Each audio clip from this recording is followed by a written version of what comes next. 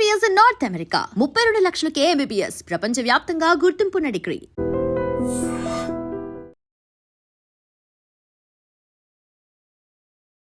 నమస్కారం, welcome to I dream. ధర్మ మార్గం విత్ విజిత కార్యక్రమానికి స్వాగతం. ప్రస్తుతం మనతో పాటు ఉన్నారు ప్రముఖ ఆధ్యాత్మికవేత్త, పంచాంగకర్త బ్రహ్మశ్రీ చిలకమర్తి ప్రభాకర చక్రవర్తి శర్మ గారు. గురువు గారు రాసిన పుస్తకాలు ఎన్నో ఉన్నాయి. వాటిల్లో ముఖ్యంగా ఒక 2-3 పుస్తకాలు విశేషమైనవి. వాటిల్లోంచి ఒకటి ప్రధానంగా తీసుకోగలిగితే అదే స్వామివారికి సంబంధించిన దశావతారాలకు సంబంధించిన పుస్తకం. అందరూ ఎంతో మంది ఈ దశావతారాలకు సంబంధించిన పుస్తకాలు రాసినప్పటికీ ఇందులో ఏదో ఒక కొంచెం క్రియేటివ్గా అందరికీ తెలియంది ఏదో దాగి ఉంది అని చెప్పి అంటూ ఉంటారు. అసలు అది ఏంటో గురుగారు మాటల్లోనే అడిగి తెలుసుకుందాం. నమస్కారం గురుగారు. నమస్కారం అండి. మనం దశావతార పుస్తకాన్ని కనుక తీసుకున్నట్లయితే దీంట్లో అంటే గ్రహాలకి ఒక్కొక్క అవతారానికి సంబంధించిన విశేషం కూడా ఏదో ఉందని మీరు క్రిందసారి చెప్పడం జరిగింది. ఒక్కసారి అది మన ప్రేక్షకుల కోసం వివరంగా వివరించండి. ముందుగా ఐ డ్రీమ్ యాజమాన్యానికి, ప్రేక్షకులకి ఇంతటి చక్కటి అవకాశం ఇచ్చినందుకు నా హృదయపూర్వక ధన్యవాదాలు తెలియజేస్తూ, నేను అనేక పుస్తకాలు రాశాను.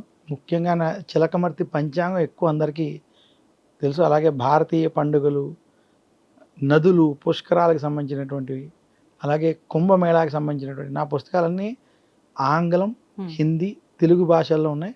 ప్రతి పుస్తకం తెలుగు భాషలో అయితే ఖచ్చితంగా ఉన్నది.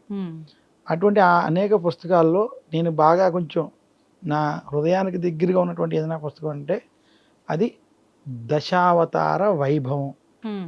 ఎందుకంటే శ్రీ మహావిష్ణువుకి సంబంధించినటువంటి 10 అవతారాలు ఏమిటి, ఆ అవతారాలకు సంబంధించినటువంటి పురాణ విషయాలు కథల రూపంలో ఉన్నటువంటి దశావతారాలకి అంటే మత్స్య, కూర్మ, వరాహ, నరసింహ, వామన, శ్రీరామ, బలరామ, శ్రీకృష్ణ, ఈ అవతారాలు, అలాగే కల్కి అవతారం ఉన్నటువంటి ఈ 10 అవతారాలు ఏవైతే అవతారాలు ఉన్నాయో ఆ ఒక్కొక్క అవతార విశిష్టత ఏమిటి, ప్రాధాన్యత ఏమిటి అది చెబుతూ, అదే కాకుండా ఒక్కొక్క అవతారానికి మన నవగ్రహాలలో ఉన్నటువంటి ఒక్కొక్క గ్రహాన్ని ముడిపెట్టి ఉన్నాయి.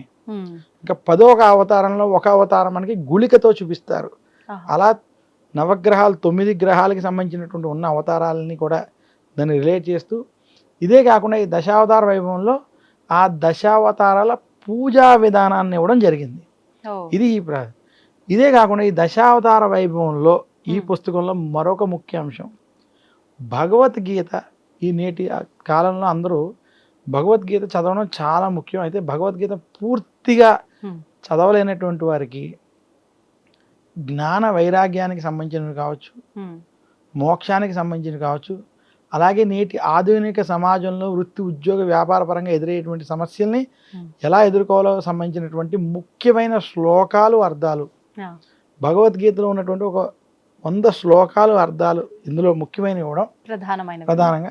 అలాగే విష్ణు సహస్రనామం, లలితా సహస్రనామం, అలాగే విష్ణుమూర్తికి సంబంధించినటువంటి ముఖ్య స్తోత్రాలు, దశావతారాలకు సంబంధించిన ఒక్కొక్క అవతారానికి సంబంధించినటువంటి స్తోత్రాలు, మత్స్యావతారానికి చదువుకోవాల్సినటువంటి స్తోత్రాలు, కూర్మావతారానికి సంబంధించిన స్తోత్రాలు, రామావతారం, కృష్ణావతారం స్తోత్రాలన్నీ కూడా ఒకే పుస్తకంలో సవివరంగా.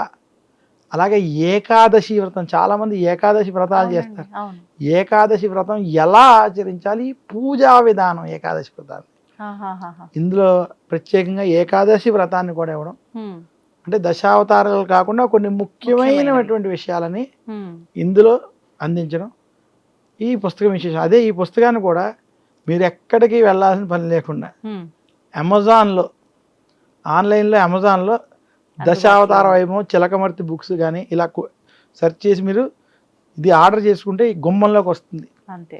ఇది కాకుండా నాగేంద్రాస్ గొల్లపూడి అనే రాజమండ్రిలో ఉన్నటువంటి పబ్లికేషన్లో కూడా ఈ పుస్తకం లభిస్తుంది. అమెజాన్లో కూడా తెచ్చుకోవచ్చు. అలాంటి ఈ పుస్తకాన్ని, ఇది ఒక్క పుస్తకం ఇంట్లో ఉంటే ఇంట్లో శ్రీ మహావిష్ణువుకి సంబంధించినటువంటి సంవత్సరంలో వచ్చేటువంటి 10 అవతారాలు, ఉదాహరణకి మనకి శ్రావణ మాసంలో కృష్ణపక్షంలో కృష్ణాష్టమి, భాద్రపద మాసంలో శుక్లపక్ష ద్వాదశి రోజు వామన అవతారం ఉంది. వామన అవతార పూజ ఎలా చేసుకోవాలి, ఇవన్నీ కూడా అవన్నీ కూడా పూజా విధానం. అందుకని ప్రజలకి ఇలాంటివి కొంచెం అందుబాటులో ఉంటే, అవునండి. ఒకే దాంట్లో ఉంటే సరళంగా ఉన్నట్లయితే వారు ఆచరించుకోవడానికి అనుకూలంగా ఉండాలి, వారు ఆచరించేటువంటి విధంగా ఉండాలనేటువంటి సంకల్పంతో చేశాను. రెండోది, చాలామందికి రామ అవతారం అంటే రాముడు సూర్యగ్రహాన్ని సూచిస్తాడు. ఆయన జాతకంలో బుధాదిత్య యోగం, కర్కాటక రాశి, కర్కాటక లగ్నం, లగ్నం నుంచి దశమ స్థానంలో రవి బుధులు బుధాదిత్య యోగం ఉన్నటువంటి జాతకం. అది చాలా అద్భుతమైనటువంటి జాతకం. మీనంలో శుక్రుడు, రాముడు ధర్మస్థాపన కోసం, బుధాదిత్య యోగం కోసం, అందులో ఇక్ష్వాకు వంశం, రవి గ్రహాన్ని సూచించే అవతారం రామ అవతారం.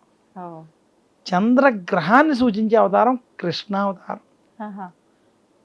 అలాగే కుజగ్రహాన్ని సూచించే అవతారం నరసింహస్వామి అవతారం. బుధ గ్రహాన్ని సూచించే అవతారం కల్కి అవతారం. బృహస్పతి అయినటువంటి గురు గ్రహాన్ని సూచించే అవతారం వామన అవతారం. శుక్ర గ్రహాన్ని సూచించేటువంటి అవతారం బలరామ అవతారం. శని గ్రహాన్ని సూచించే అవతారం కూర్మ అవతారం. అందుకనే ఏలినాటి శని అటువంటి ప్రభావం ఉన్నటువంటి వారు కనుక, ముఖ్యంగా వైష్ణవ సిద్ధాంతాన్ని పాటించేటువంటి చాలామంది కూర్మావతారాన్ని పూజించడం, శ్రీకూర్మం అంటే ఆలయ దర్శనాలు చేయడం చేత ఏలినాటి శని కొంచెం దోష నివృత్తి జరుగుతుంది అని నమ్ముతారు. ఎందుకంటే మనకి ఇలా ఒక్కొక్క గ్రహానికి ఒక్కొక్క అవతారం ఉంది. అంటే ఈ గ్రహానికి సంబంధించిన ఇబ్బందులు ఉన్న వాళ్ళు ఈ అవతారానికి సంబంధించినటువంటి పూజ చేసుకున్న, ఈ యొక్క స్తోత్రాలు చదువుకున్న వారికి శుభ ఫలితాలు కలుగుతాయని అవన్నీ కూడా ఈ పుస్తకంలో ముడిపెట్టి కొంచెం అందరికీ అర్థమయ్యే విధంగా, ఉపయోగపడే విధంగా.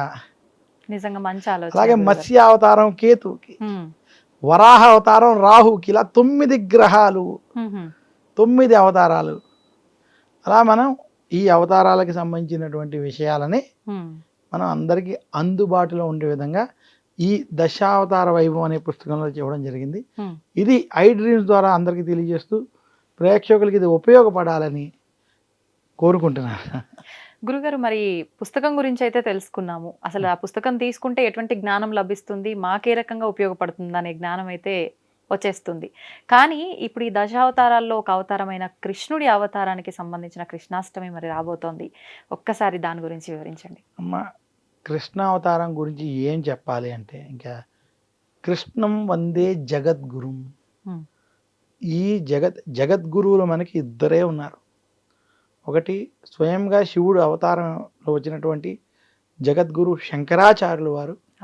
అలాగే మనకి శ్రీకృష్ణ పరమాత్ముడు కూడా జగద్గురు. ఎందుకు అంటే ఆయన భగవద్గీత ద్వారా ఈ లోకానికి గీతోపదేశం చేశాడు. అంటే జ్ఞానోపదేశం చేశాడు. జ్ఞానం అంటే మనం అసలు మన యొక్క జీవితంలో భక్తి మార్గాన్ని ఎందుకు ఎంచుకోవాలి అంటే, ప్రతి మానవుడు తన జీవితంలో భక్తి మార్గము ద్వారా జ్ఞాన మార్గమును, జ్ఞానం అంటే ఇక్కడ ఆధ్యాత్మిక జ్ఞానం, సాధనకి సంబంధించినటువంటి జ్ఞానం, మోక్షానికి సంబంధించినటువంటి జ్ఞానం, భగవత్ తత్వానికి సంబంధించినటువంటి జ్ఞానం, భగవంతుడికి సంబంధించినటువంటి జ్ఞానం. ఇటువంటి జ్ఞానాన్ని మనం పొందాలి అంటే ఆ జ్ఞానం పొందడానికి ముఖ్యమైనటువంటి విషయాలు చూసుకుంటే ప్రస్థానత్రయం అంటారు. ప్రస్థానత్రయం అంటే బ్రహ్మసూత్ర భాష్యం, ఉపనిషత్తులు, భగవద్గీత, ఈ 3 కూడా ప్రస్థానత్రయం అని అంటారు. అసలు ఈ 3 చదవడం కూడా పక్కన పెడితే కనీసం భగవద్గీత ఒకటి మనం చదువుకుని భగవద్గీతను అర్థం చేసుకున్నట్లయితే జ్ఞాన మార్గం ద్వారా మోక్ష మార్గానికి అడుగులు పడతాయి. మోక్ష మార్గానికి మెట్లే భగవద్గీత. అటువంటి భగవద్గీతని ఈ ప్రపంచానికి అందించినటువంటి జగద్గురు శ్రీకృష్ణుల వారు. అటువంటి శ్రీకృష్ణుని యొక్క జననము జరిగినటువంటి రోజు కృష్ణాష్టమి. అందువల్ల కృష్ణాష్టమి రోజు ఏ వ్యక్తి అయినా సరే బుల్లి కృష్ణుడిని పూజించడం, అలాగే శ్రీకృష్ణుడి అందించినటువంటి భగవద్గీత వంటి జ్ఞానాన్ని ఈరోజు ఎవరైతే చదువుతారో, భగవద్గీతని చదువుతారో, అందులో విశాఖ, సాంఖ్య, జ్ఞాన, కర్మయోగాలు, విభూతి యోగాలు, ఇలా అనేక 18 యోగాలు ఏవైతే ఉన్నాయో అవన్నీ చదివి, లేదా అందులో కొన్నైనా చదివి ఉన్నటువంటి వారికి శ్రీకృష్ణుని యొక్క అనుగ్రహం కలుగుతుంది. ఇదే కాకుండా కృష్ణాష్టమి రోజు విష్ణు సహస్రనామం వంటివి పారాయణం చేయాలి. అసలు విష్ణు సహస్రనామం ఎంత గొప్పది అంటే, అందులో విష్ణు సహస్రనామంలో కూడా ముందుగా ప్రశ్నలు, అర్థాలు ఉంటాయి. ప్రశ్న వేస్తున్నది ప్రశ్న ఎవరు? అందులో కూడా భీష్ముడు శ్రీ భీష్మ ఉవాచ అంటే దానికన్నా ముందు కిమేకం దైవతం లోక కిం వాప్యేకం పరాయణం స్తువం సక్కం కమర్చంత ప్రాప్నుయుర్మానవా శుభం కో ధర్మ సర్వధర్మాణం భవతః పరమోమత కిం జపం ముచ్యతే జంతు జన్మ సంసార బంధనాత్. ఇది ప్రశ్న. ఎటువంటి కో ధర్మ సర్వధర్మాణం, అన్ని ధర్మాల్లో ఎటువంటి ధర్మమే గొప్పది, ఎటువంటి వాణ్ణి మనం పూజించినట్లయితే ఈ జన్మ సంసార బంధనాల నుంచి మనం విముక్తి పొందగలం. కో ధర్మ సర్వధర్మాణం భవతః పరమోమత కిం జపం నృత్యతే జంతు జన్మ సంసార బంధన. దానికి భీష్ముడు చెప్తాడు. శ్రీ భీష్మ ఉవాచ భీష్ముడు చెప్తాడు జగత్ ప్రభుం దేవదేవం అనంతం పురుషోత్తమం స్తువన్నామ సహస్రేణ పురుష శతతో స్థిత త్వమేవ చార్జయన్ నిత్యం. ఈ రకంగా విష్ణు సహస్రనామాల్లో ప్రశ్నలు సమాధానాలు ఉండి తర్వాత విష్ణుమూర్తి యొక్క సహస్రనామాలు. ఇవన్నీ కూడా కృష్ణాష్టమి రోజు ఎవరైనా తెలిసి కానీ తెలియగాని చదివి దాన్ని అర్థం చేసుకుంటూ విన్నట్లయితే ఖచ్చితంగా శ్రీకృష్ణుని యొక్క అనుగ్రహం కలుగుతుంది. రెండు, అసలు కృష్ణాష్టమి రోజు ఏమి ఆచరించాలి అనేటువంటి, అంటే ఎక్కువగా పూజలు ఆరాధనల పైకి కాకుండా లేదు, ఖచ్చితంగా పూజలు అవి చేయాలి. కానీ పూజలు ఆరాధనలు అంటే కృష్ణాష్టమి రోజు సూర్యోదయానికి పూర్వం లేవడం, అలాగే కృష్ణాష్టమి రోజు ఇంటిని శుభ్రంగా ఉంచుకుని బాలకృష్ణుణ్ణి పూజించాలి. మరి గురుగారు, ఆ రోజున మనం ఆ కన్నయ్యని ఏ రకంగా ఆరాధించాలంటారు? కృష్ణాష్టమి రోజు ప్రతి ఒక్కరూ శ్రీకృష్ణుణ్ణి బాల రూపంలో పూజించాలి ముందు. ఎందుకంటే కృష్ణాష్టమి అంటే శ్రీకృష్ణ భగవానుడు జన్మించినటువంటి రోజు. అసలు చాలామంది కృష్ణావతారం చాలా సుఖాలతో ఉన్న అవతారం అనుకుంటారు. అది చాలా వాళ్ళ మనసులో తీయాలి. ఎందుకంటే శ్రీకృష్ణుడు పడినటువంటి కష్టాలు ఎవరూ పడి ఉండరు. పైగా ఆయన స్థితప్రజ్ఞతో దేన్ని కూడా తనలోకి తీసుకోకుండా నిమిత్త మాత్రంగా చూస్తూ తన యొక్క జీవితాన్ని కొనసాగించారు. ఎందుకంటే ఆయన పుట్టడం చెరసాలలో పుట్టడం, తర్వాత ఏ తల్లిదండ్రులకు పుట్టాడో అక్కడ ఉండకుండా వేరే తల్లిదండ్రులకు గోకులానికి వెళ్ళడం, తర్వాత అక్కడ కూడా చుట్టూ రాక్షస భయాలు ఉన్నటువంటి ప్రాంతంలో ఉండడం, దాన్ని కూడా తట్టుకుని పైకి రావడం, అలాగే తనకి ఇష్టపడినటువంటి వాళ్ళకి దూరంగా మధుర నుంచి మళ్ళీ ఆ గోకులం నుంచి ద్వారకకి మారడం, మహాభారత యుద్ధం వంటివన్నీ కూడా ఆయన సమయంలో జరగడం, ఇవన్నీ కూడా కృష్ణ అవతారం అంత ఆషామాషి అవతారం అయితే కాదు. చాలా ఇది ఇంతటి దాంట్లో కూడా ఆయన ఎలా జీవితాన్ని ఇది చేయాలి, కర్మని ఆచరిస్తూ జ్ఞానాన్ని ఎలా పొందాలి, జ్ఞానం ద్వారా వైరాగ్యముతో కూడినటువంటి మోక్షాన్ని ఎలా పొందాలనేటువంటి అంశాలు కృష్ణ పరమాత్ముడు ఈ జగత్తుకు అందించాడు. ఇంకా రెండోది, కృష్ణాష్టమి రోజు మనం ఏం చేయాలనే దాంట్లో అటువంటి కృష్ణుడు మధురలో చెరసాలలో జన్మించినటువంటి ఆ బాలకృష్ణుని రూపంలో కృష్ణుడిని పూజించాలి. అసలు ఈరోజు బాలకృష్ణుడిని ఉయ్యాలలో వేసి ఉయ్యాల ఊపమంది శాస్త్రం. ఉత్తర భారతంలో చాలామంది మనకి ఎలాగైతే వెంకటేశ్వర స్వామి అమ్మవారు ఎలవేలుపులుగా ఎలా ఉంటారో అలాగా బృందావనంలో ఉన్నటువంటి కృష్ణుడు ఎలవేలుపుగా ఉండి వాళ్ళ నిత్యం ఉదయం సాయంత్రం కూడా బాలకృష్ణుడిని ఉయ్యాలలో వేసి ఉయ్యాల ఊపడమే వారికి పూజా విధానం. ఎందుకంటే అలా ఉయ్యాల ఊపితే వారు తెలిసి కానీ తెలియక కానీ పాపాలు నశిస్తాయని శాస్త్రం. అలా కృష్ణాష్టమి రోజు కృష్ణుడిని ఉయ్యాలలో వేసినటువంటి కృష్ణుడిని పూజించడం, బాలకృష్ణుడిని పంచామృతాలతో అభిషేకం అది చేసి ఆ రోజున, అలాగే బాలకృష్ణుడికి పాలతో చేసిన ప్రసాదాన్ని నివేదన, వెన్న వంటి నివేదన చేసి భక్తి తత్వంతో తులసి దళాలతో కృష్ణుడిని అష్టోత్తర శతనామాలతో ధూపదీప నైవేద్యాలతో పూజించినటువంటి వారికి కృష్ణుని యొక్క అనుగ్రహం కలుగుతుంది.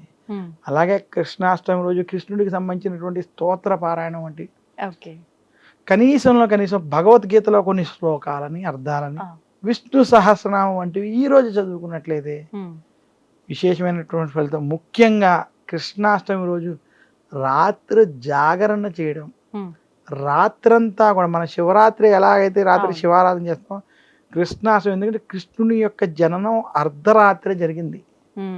కృష్ణాష్టమి అందుకని రాత్రి సమయం వ్యాప్తి ఉన్నటువంటి రోజుని కృష్ణాష్టమిగా తీసుకుంటారు. రాత్రి సమయంలో కృష్ణుని విశేషంగా పూజించాలి. అలా రాత్రి పూజకి చాలా ప్రాధాన్యత ఉంది. ఈ రకంగా కృష్ణాష్టమి శ్రీకృష్ణుడిని పూజించమని మన యొక్క శాస్త్రాలు తెలియజేశాయి. ఆ రోజున ఉట్టి కొట్టే కార్యక్రమం కూడా ఉంటుంది కదా గురుగారు. ఇది నిజంగా అంటే శాస్త్ర ప్రకారమా లేదంటే ఒక సందడిగా కోలాహలంగా ఇది జరుపుకోవడానికా? కృష్ణుడి మీద ఆనందంతో కోలాహలంగా జరుపుకునేటువంటి విషయం.